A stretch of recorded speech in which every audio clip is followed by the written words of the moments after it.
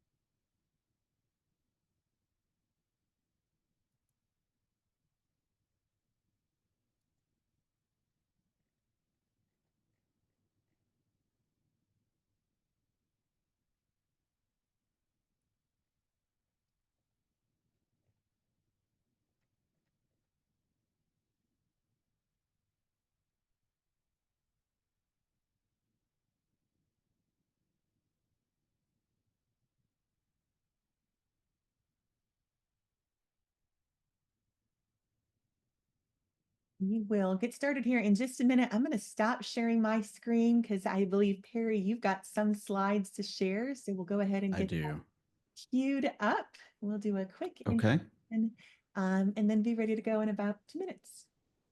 And for anybody listening too, there is a way to make sure that the speaker takes up the full screen. I believe you can just pin that. There are going to be some times when I switch over to another computer, and the way that I have that set up is to actually take over my camera, so you can see the computer interface there. So if you want to see that big, you'll I you'll just want to make sure to do that. I just pinned you, so it's Okay, great. Fantastic. And I'll I'm not sure if share that my applies to slides. everyone. Emma, do you know? I think it should. If you, I think, click on the three dots, you should be able to on Perry's face, the three dots in the top right-hand corner, it should have a drop-down menu. You can pin to your screen. That might be the best way Yeah. to do that. And I'll tell you when to make sure that that's going to happen too, but I'll also try to make sure that I'm not doing that too long. Awesome. I think we'll get to a point where it makes sense to do that for just a minute. Awesome. Great. We've had a great Oops. morning, Yeah. lots of great conversations and uh, experts too during our panel. So really appreciated the thoughtful learning that's happening today on this subject.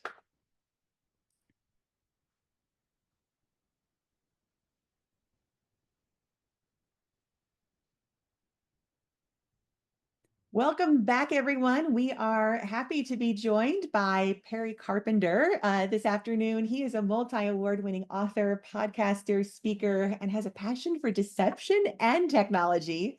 He's got over 2 decades of experience in cybersecurity, where he's dedicated his career to understanding how cyber criminals exploit human behavior. He's had a relentless pursuit also of understanding how bad actors exploit human nature. But his fascination for the art and science of deception began in childhood with magic tricks and mental manipulations, evolving into a mission to protect others from digital threats. He is the chief human risk management strategist at KnowBe4. And I noticed John Chadwick mentioned that he just had completed some trainings in KnowBe4 this week. He helps organizations and individuals build robust defenses against the ever evolving landscape of online deceptions. His latest book, FAIK, A Practical Guide to Living in a World of Deepfakes, Disinformation, and AI-Generated Deceptions, which is published this past year, tackles the fascinating and daunting world of artificial intelligence. He explores AI's potential benefits and the darker side of its application in deception and misinformation. Through engaging storytelling and practical advice, Perry equips readers with the knowledge and tools needed to navigate the complexity of AI-driven deception. And I will mention that we also have a couple of copies of Perry's book for giveaway today. So for those of you who are engaging in the chat and asking questions, you will be entered into a drawing in order to receive one of the copies of those books. So please be sure to engage. I know we're going to learn a lot from Perry. Excited to have you. I will turn it over to you. Thank you so much. Thank you. And just for my own record keeping, tell me what time you need me to end the presentation. 12:50. We'll Okay. be coming up and transitioning to our 1 o'clock session. That sounds good. I will make sure to do that. Okay. Part of this is going to be fast, and I'm going to slow down. I'm also going to do some live demos. If anybody knows anything about live demos, you know that those are always interesting because they can go off the rails in different ways. But I think that everything should work today. I've got everything set up to where there should be no unexpected surprises. But let's get into this. I heard some of the discussion already in the previous panel. So fabulous way of thinking about this and framing the cognitive effects of the world that we're living in and the world that we're increasingly stepping into. And that's really what I have a passion to explore, because we're in this age right now where we don't really know what's real or not. Our perception of what to expect is changing every day, and even things like the title slide for a presentation can do something unexpected through literally just uploading that image into a tool, clicking a button, and then all of a sudden you get a little video that does something unexpected out of it. But before we go too much further, I want to show you some interesting outputs. And these both come from some stuff that I was doing, like as the book was launching. So as the book FAIK was launching, as you know, there's PR push that comes with that. And I was reached out to by somebody at a news organization, and they said, "Can you do something that would take the voice of this really well-known broadcaster that we have and just clone that and maybe do something interesting?" So I wanted to show them how that worked. And if you're not familiar with this is Jake Tapper from CNN. And Jake has a very unique voice. So I'll let you hear a clip of that if you're not familiar with his voice. A brand new study released this afternoon shows that an estimated 7.5 million people, 7.5 million, are misdiagnosed every year at emergency rooms across the United States. I, unfortunately, know all too well about the cost of misdiagnosis. About a year ago. Oh, you're seeing Roadcaster video on my screen. That is not the right thing to share. So let me reshare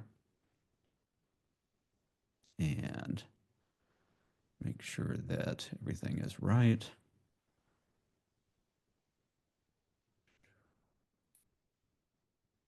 Okay, I guess you're seeing it now, right? Yep, perfect. It has, yeah. Okay, so were you hearing any of the audio there, or just it was, oh, nope. Okay, so here's Jake's voice real quick, just for reference. A brand new study released this afternoon shows that an estimated 7.5 million people, 7.5 million, are misdiagnosed every year at emergency rooms across the United States. I, unfortunately, know. Okay, so you got that in your head. The challenge was, can I clone that and do something interesting? So this is really just me showing the reporter what the capabilities are. I'm not going to run you through the process because that takes just a little bit longer than I have time for, but I'll show you the output and the way that it can be very deceptive very quickly.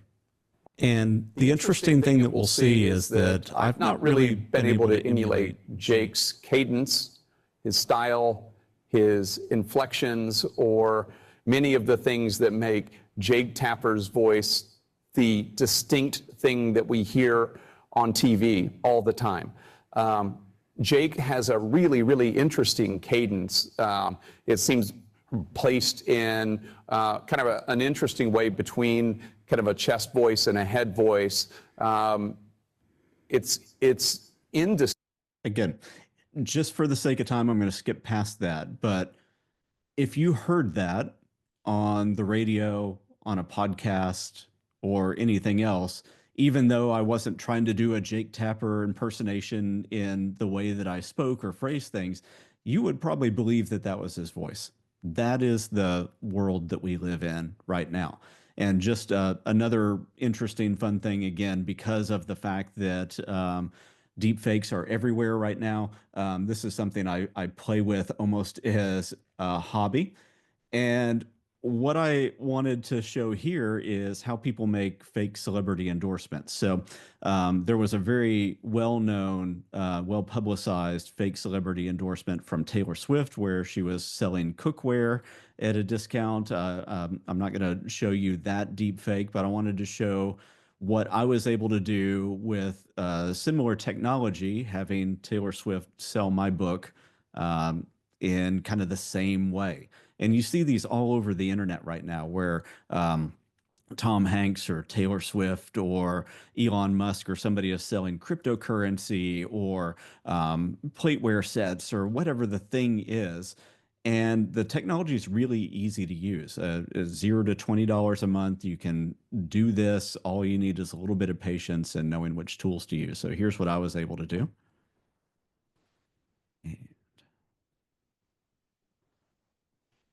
As you probably know, I've had my fair share of run-ins with AI and deepfakes. It's been like this constant game of whack-a-mole trying to keep up with all the fake content out there. But recently I stumbled upon this absolutely amazing book called FAIK by Perry Carpenter. And let me tell you, it's a total game changer. After reading it, I felt like saying, I knew you were trouble to all those deceptive AI practices. But now, thanks to Perry, we can all be ready for it and face these challenges head on. And that's interesting. So you and I, when we look at that and we know it's a deep fake, we can automatically go, well, maybe the vocal affect isn't quite there. Maybe the lip sync isn't quite on. She looks like she's giving a commencement speech, which she was. So that's really not the right setting that she would be doing that in. But that is the exact type of thing that people are doing right now. To do these fake celebrity endorsements, and it works. People fall for it. And so it is a really, really interesting world that we are living in. And we have hit this crossover point where most people do not know the difference between something that is synthetically generated and something that is real. And that brings a lot of interesting challenges with it, because people don't understand truth anymore. And I'll talk a little bit more about that as we get to the end. But there's a sociological and a psychological struggle right now as synthetic media starts to take over everything, as it starts to make its way into everything. In fact, most of us really believe that we're way better at telling what is synthetically made or is AI than we really are. In fact, this is the kind of the sad number that's out there. There was a study in 2023, and what they would do is they'd show participants 5 different videos, and they would say, one of those videos is a deep fake. Can you identify which one it is? And that 21.6% of the time is the accuracy number of the detection. So basically, if you've got 5 videos and you're getting 21.6% respondents picking it right, then that means that it's really basic. It is the odds. You have a 1 in 5 chance, and you're basically getting just over 1 in 5 in that. Which means that the other 4 times they were also picking the wrong ones. They were misattributing real things as being fake and attributing fake things as being real. And that is the situation that I, as a cybersecurity professional, and I, as somebody who likes to study human nature and the human condition, that is something that we have to wrestle with, because all of a sudden scams become way easier. Disinformation, misinformation, shaping opinions becomes way easier. As we were talking about in the panel discussion, being able to form attachments through synthetically created characters becomes easier, because we tend to either not know or we tend to personify. And that becomes an interesting thing that we have to deal with as a society. This is going to be really something that we have to come to grips with over the next few years. And it's going to take a while, because we have a hard time adapting to the new realities that we're in, whether that is the creation of the internet, whether that is AI. We have a really hard, sluggish time adapting. I love this quote. The real problem with humanity is the following: we have Paleolithic emotions, medieval institutions, and godlike technology. Which brings me to this concept that I like to talk about. This is me adapting another model that was mentioned by Astro Teller from Google DeepMind a while back. He talks about human adaptability moves at this really slow rate. We adapt to change very, very slowly over numbers of years, and sometimes decades or even hundreds of years. However, technology has been moving much quicker, if you haven't noticed. Technology is kind of this hockey stick curve right now to where it is exponentially faster and faster and faster. And what that means is that if we understand part of the slope of technology, we're generally above where most people are. Also, the people that understand the slope of technology, understand what's possible, can take advantage of that. And that opens this area that I call the exploitation zone. And you can take advantage of that in good ways by bringing new products and services to market, or you can take advantage of that in very, very negative ways by exploiting people for to try to scam them out of money or to influence them into having beliefs, opinions, or taking actions that they wouldn't otherwise take. So this is the world that we live in. And you can see this all the time in very mundane ways. Like if you were to go into your parents' house right now, most of us are kind of, my age or around.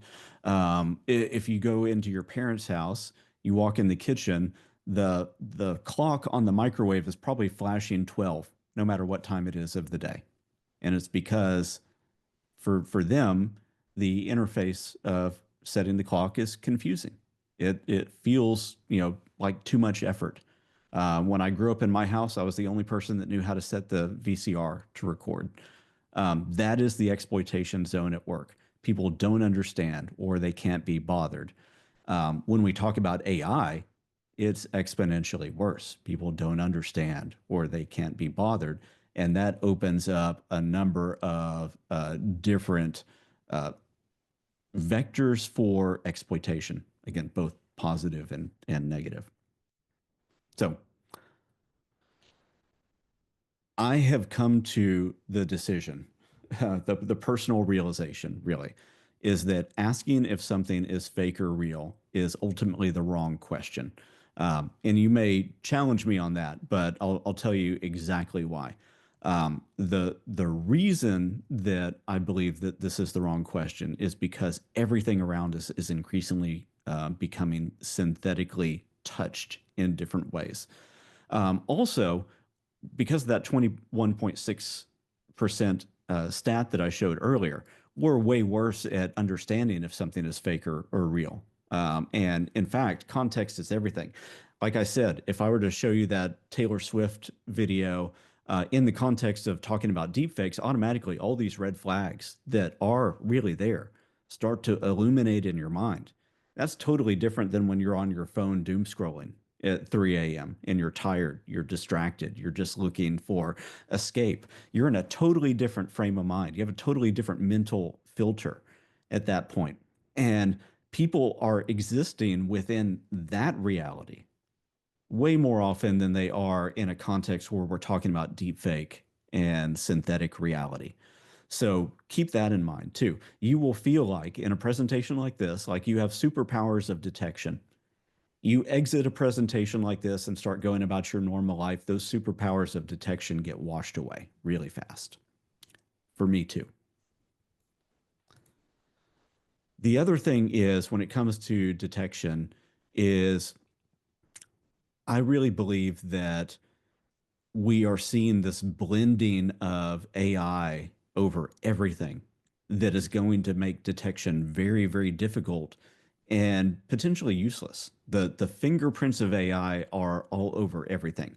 If you open up your Instagram feed and look at somebody that you know in real life, it's very likely that they don't have pores on their face in the pictures that they have put on Instagram because of AI touch-up, AI filters. They can be wearing makeup that they never actually applied. They can look younger than they do in real life. If you have a Google Pixel phone, you can quickly and easily remove visual distractions from pictures that you've taken. So that's altering the picture, also altering your memory of that. If you look at that a year later, you're not going to remember that the phone line was there and you actually removed that. So we have that. We also on LinkedIn and in Microsoft Word and everything else have these little magic help me write this with AI buttons that are showing up in everything. So even your intentions, your original words, you can quickly, with the touch of a button, reorganize all those. And now that has the fingerprints of AI as it's helped you rewrite it. If you're using Grammarly or even just paying attention to the little squiggly underlines in Microsoft Word, there is algorithmic influence on your writing style. So the fingerprints of AI are all over everything, which means that there is a blend and a spectrum of fake to real or synthetic to organic. And our language, our minds don't yet have that nuance. And that really is why, for me, the primary question is not, is this fake or is this real? It is really some questions that I'll leave you with as we finish this out, but I'm going to take a minute to get there. The other thing when it comes to AI is that AI is an opportunity giver to everybody, to people with good intentions and then also with scammers. You look at this study from Harvard from a couple of years ago, and it showed that when somebody in the bottom half of a skill set is paired with AI, all of a sudden they perform at the level of somebody who's been doing this, whatever their task is, for decades. And also, if somebody's been doing that for decades and they're an expert and they pair that with AI, they get a little bit of a bump, but not near as much, which means scammers, disinformation artists, or people with good intentions can overnight level up their game and operate at the level of somebody who's been doing a task, a job for decades. For me, as a cybersecurity person, that's really interesting and potentially scary, that somebody who is merely curious, who is starting out at some kind of scam or deception or disinformation play, can now operate at that level of somebody who's been doing this for a long time. And I've proven that in my own research in a couple of areas that we may have time to get to. With that, I'm going to try to move a little bit faster. The other interesting and scary thing is that when it comes to the tools and how deceptive they can help people be, we've moved over the past few years from things that nation states would salivate at to those same capabilities being built into what I would call folk grade technology, which is $0 to $20 a month, automatically installed on most machines, easily downloadable in an app store. People, with just mere curiosity and almost no funds can get access to the technology that will create weapons grade deception. And that's interesting and scary. So with that, I'm going to exit the slides and I'm going to show you a couple interesting little demonstrations, and then we'll end with some slides. So this is all live, so hopefully things will work well. I'm going to start with, if you remember that graph where I showed that somebody just starting out with something can all of a sudden work at the level of a professional. I'm going to share a different screen real quick, and I'm going to show you what can be done with a very simple setup. And I'm hiding a lot of the complexity behind this because I don't want people to see the systems that I'm using. And I don't want to get contacted by the creators of some of these with a cease and desist order.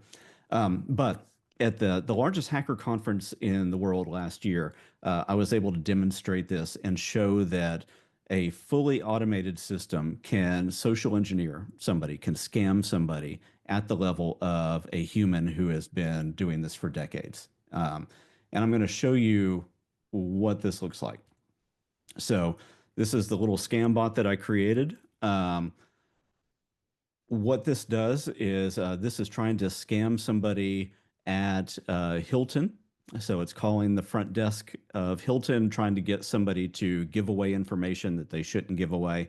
And this bot is pretending to be from Hilton's IT staff. Everything is being run by a large language model. You can actually see that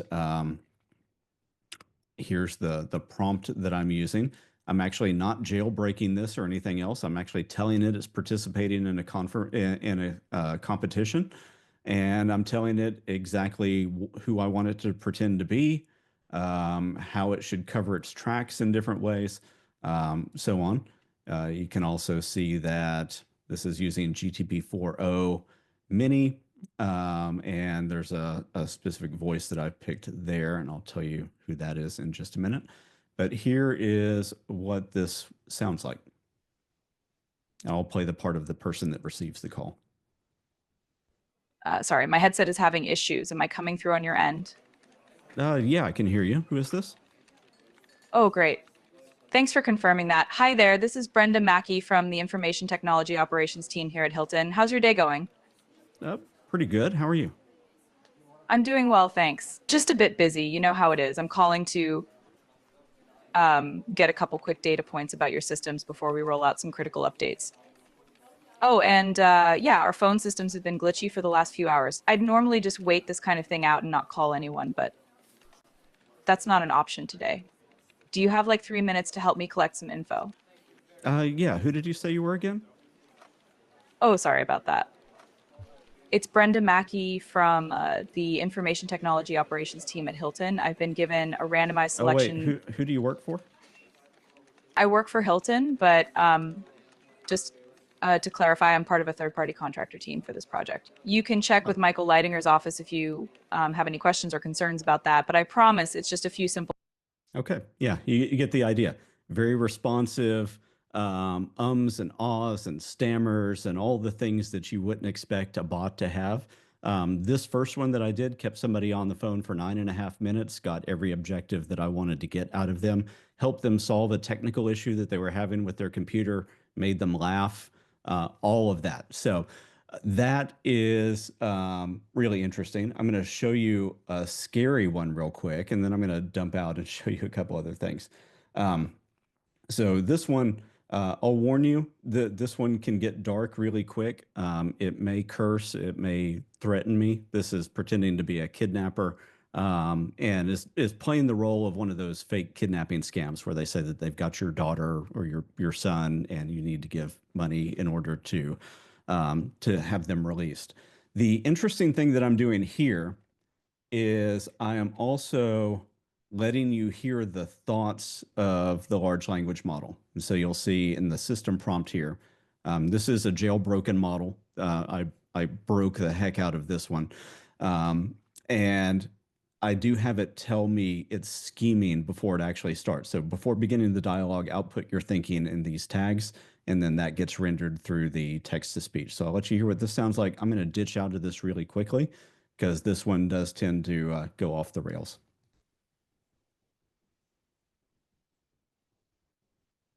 Hello, I have an urgent call regarding your daughter. Can you hear me? Yes, I can hear you. Who is this? OpenAI GPT-4.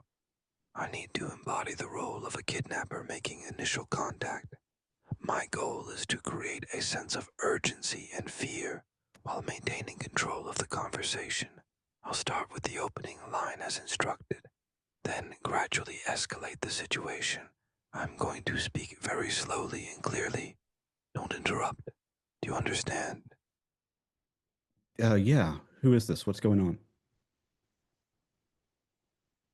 I'm an OpenAI GPT-4. I understand the task is to play the role of a kidnapper making initial contact.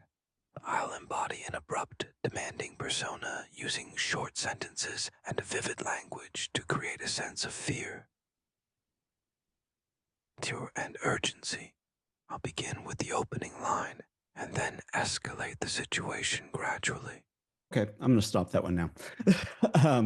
But you get the idea. These are extremely manipulatable, and if you know what you're doing, you can build the right frame around this to demand compliance. You can build the right frame around this to kind of invoke or evoke sympathy, the same way that I did with that first one, with all the ums and ahs and the stammers and kind of the jokey nature of that.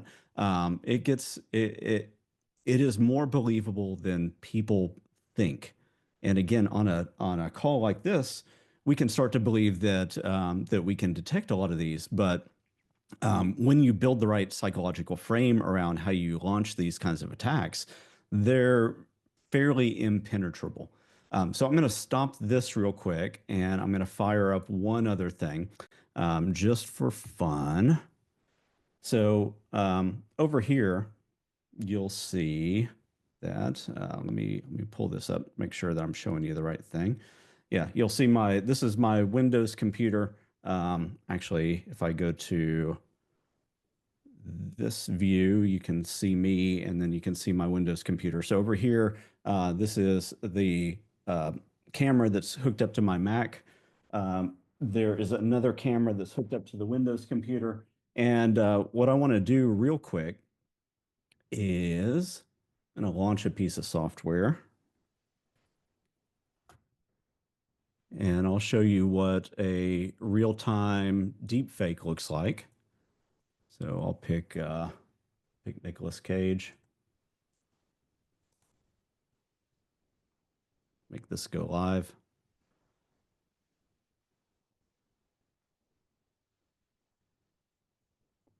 And while waiting for that, this is a single image capture turning into a live deepfake. And then you're wondering, like, well, yeah, but there's also, you know, a full machine in the background. But could I switch that output to where, let me see. Okay, there we go. If I were to take that window, it's kind of slide. These are, I have a hardware switcher, kind of like what they use in a TV studio in front of me. So if I were able to do this, well, now that's Nicolas Cage just in the webcam talking to you. And you can do things like you can enhance the face. It does slow down the frame rate of the camera, but makes that look a lot better. I could also, let me go back over here. And let me just do this. I could change that. And I could grab somebody like Taylor Swift.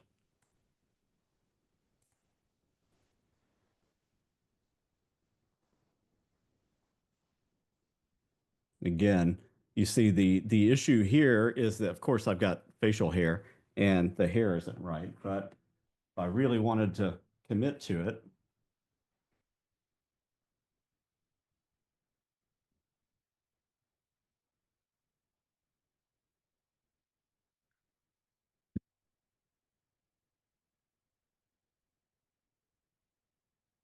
yeah, I mean, you get the idea. It starts to come together fairly fast.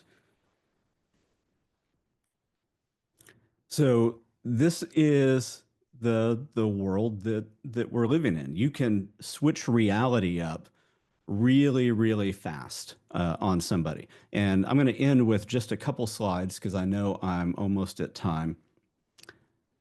And I want to talk about some of the sociological effects of this on the world that we're in right now. So let me find my slides.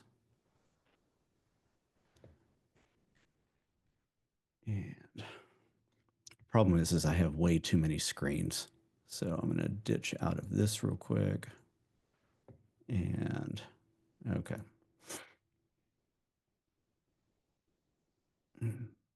Find my Zoom. Okay. So that was a whirlwind through just a couple live demos, but let me talk about the power of narrative. You know, I talked about framing is the way that you can, if you're a scammer, you can start to ensure compliance.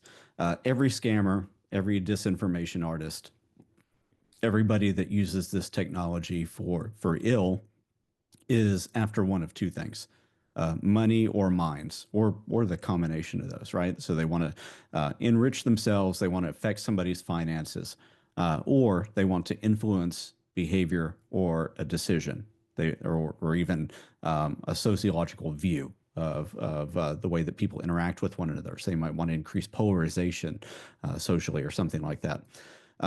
In the book, I talk about what I call the four horsemen of digital deception, or the four horsemen of online vulnerability: the confirmation crusader, which is confirmation bias; the emotional tempest, which is, the fact that we get jerked around by our emotions so much; the digital naive, which is not knowing that these things are possible. So digital illiteracy. And I heard in the panel people talking about the need for media literacy and digital literacy. Absolutely. I have lots of ideas on that I've packed into the book. And then the sower of discord. This is so powerful. And we see it happening in the way that people are trying to affect media all around the world right now. Discord, polarization is powerful. If you're after money or minds, and you can really affect the minds of people, then you can affect a lot of the power dynamic of the world. And we've seen this over and over and over. So one thing that happened during the U.S. presidential campaign is that there was a deep fake of Joe Biden that came out that was just encouraging people not to go out and vote during the primary. Interesting reason for that wasn't necessarily that was launched by one of the Republican people that was also running. That was was launched by a Democratic rival who was also trying to get their voice out in the primary. And so everybody has these different agendas. Yes, there were people on the GOP side that were launching disinformation attacks. There were also people on the Democrat side that were launching attacks. All that matters is that somebody have an agenda, and everybody has agendas. We've seen this with fake images of the Pentagon with an explosion outside that caused the stock market to drop very slightly over a short period of time. So fairly dramatically, but over a short period of time, and then a correction. But again, all around, why is the person doing this? What is the why behind the synthetic imagery or the synthetic engagement is the thing that I'm always after.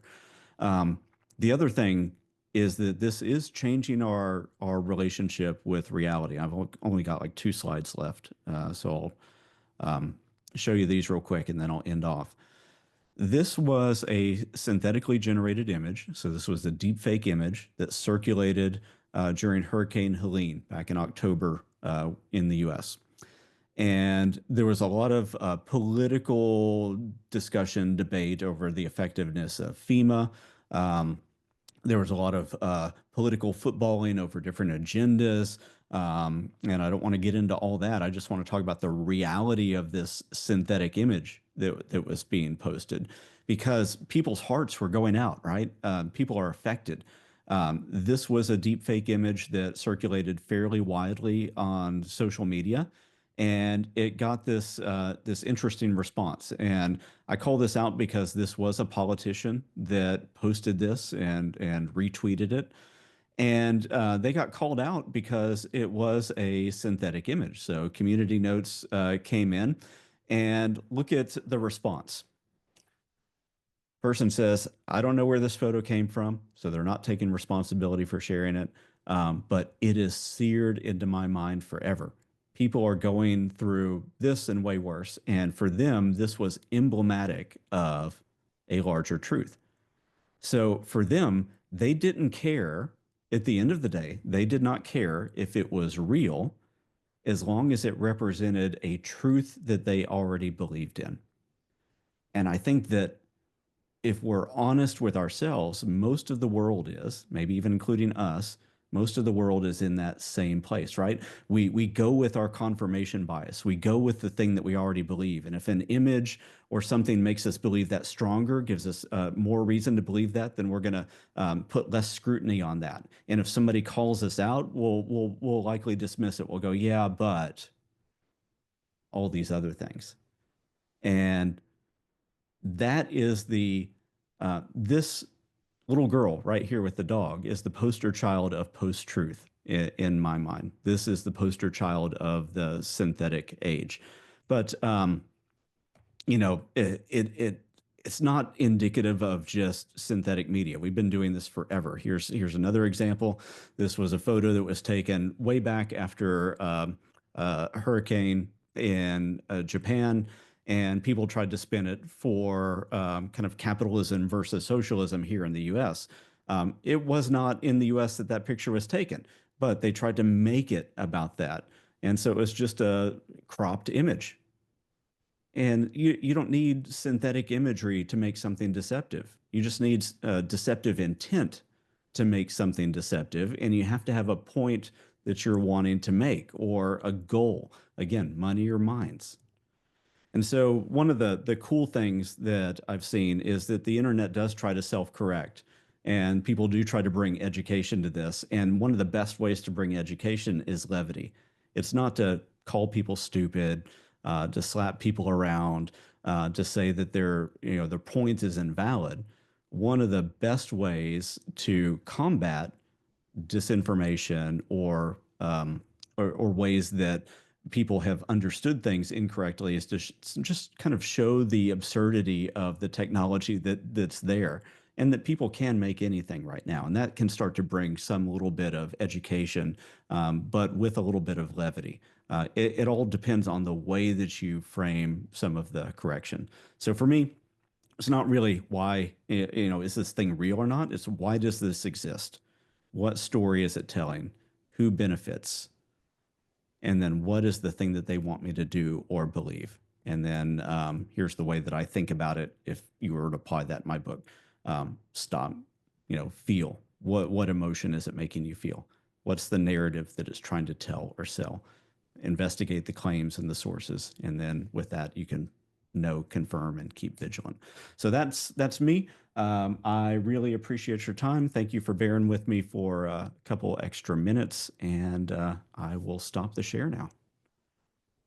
Really fabulous, Perry. Thank you so much for giving us so much to think about. The demonstrations were just amazing. Our chat was going off with people who hadn't maybe seen something like this in live form, to see how quickly something like that could happen. And so really remarkable to kind of think about how do we approach this, like with students or educators, to avoid that exploitation.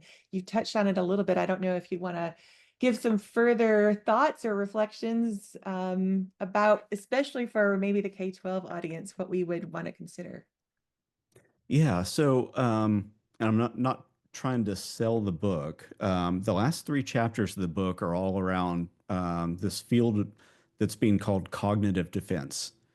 And in that, I give a lot of examples and exercises. So things that you could do like in individually or with a group. One of those would be like, go through the process of creating a piece of disinformation. Don't launch it on the internet. Don't do anything like that. But ask, what is the headline that would grab your attention? What is the storyline that would polarize you? You maybe go with your confirmation bias or make you think worse of another people group. What is the image that you might want to put with that? Could you make a synthetic image using something like Midjourney or DALL-E to make that believable? Or could you find a pre-existing image and just reframe the context of that, as happens so often? So going through exercises like that, once you do it a couple times,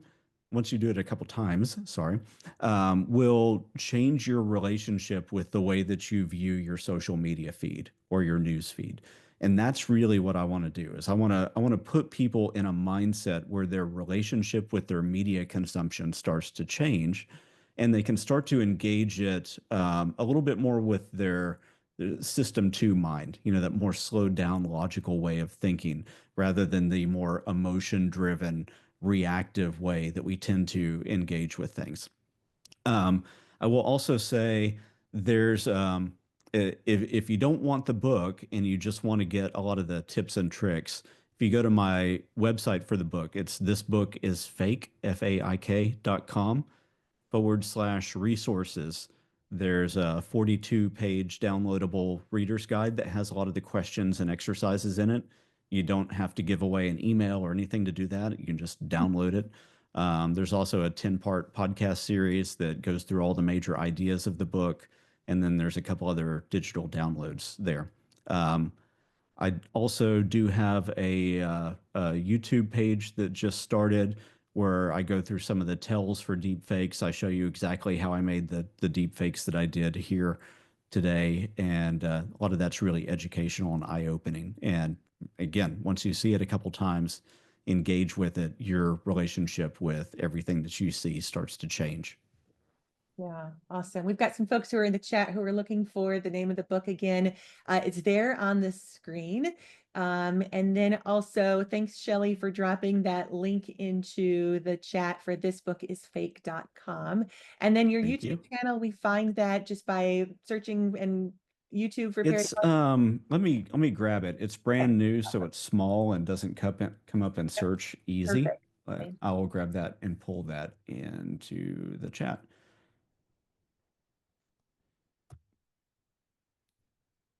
Yeah, so I put that up about 2 weeks ago, and I'm starting to fill that with content now. Great. We'll make sure to add those to our participant resource Google Doc as well for folks. Thank you.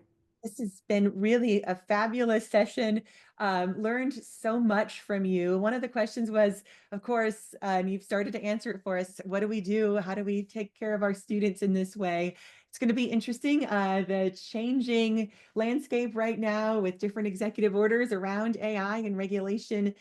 So thinking about and seeing how that develops will be really important for all of us to be engaged in the conversation, to be mindful and cautious.